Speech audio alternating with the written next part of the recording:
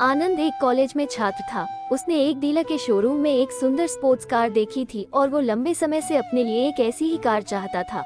आनंद जानता था कि उसके माता पिता इसे खरीदने के लिए सक्षम हैं, इसीलिए उसने उन्हें बताया कि उसे ये कार अपने ग्रेजुएशन कंप्लीट होने पर गिफ्ट के रूप में दे। देखते ही देखते वो दिन भी आ गया और पिता ने जेम्स को अपने निजी कार्यालय में बुलाया। उन्होंने उससे कहा कि मुझे तुम्हारे जैसे अच्छे बेटे पर बहुत गर्व है। उन्होंने उसे बताया कि वह उससे कितना प्यार करता है और उसे एक प्यारा रैपर से लिपटा हुआ उपहार दिया। आनंद उस छोटे से गिफ्ट के डब्बे को देख निराशा महसूस करने लगा, लेकिन वह जानने के लिए उत्सुक था कि ऐसा क्या था उस बॉक्स में, इसलिए उसने बॉक्स तुरंत खोला और उसमें एक लाल कपड़े से लिपटी भगवद गीता देखी। आप इतने अमीर हैं और आप मुझे केवल एक गीता दे रहे हैं।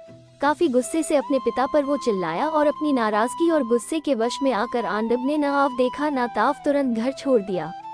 काफी साल बीत गए। आनंद अब एक सफल व्यवसायी बन गया था। वह अपने जीवन में खुश था। उसकी शादी हो चुकी थी और उसके 2 बच्चे थे। उनका परिवार एक सुंदर घर में रहता था, लेकिन उसके पिता के साथ टूटे रिश्तों के कारण उसकी आत्मा अभी भी आहत थी। आनंद अपने पिता का घर छोड़ने के बाद कभी उनसे नहीं मिला था।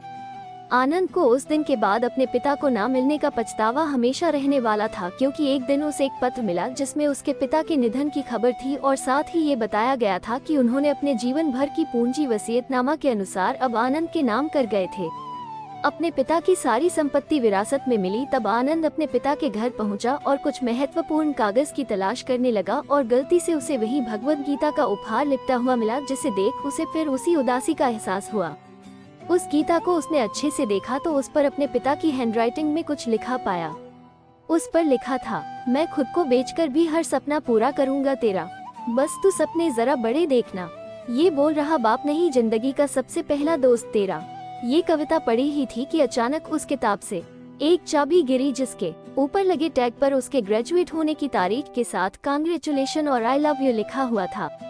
आनंद के सर के ऊपर से उसके पिता का साया तो पहले ही उठ चुका था और आज उसकी जिंदगी की सबसे बड़ी गलती के बारे में जानकर उसके पैरों के नीचे से जमीन भी खिसक गई।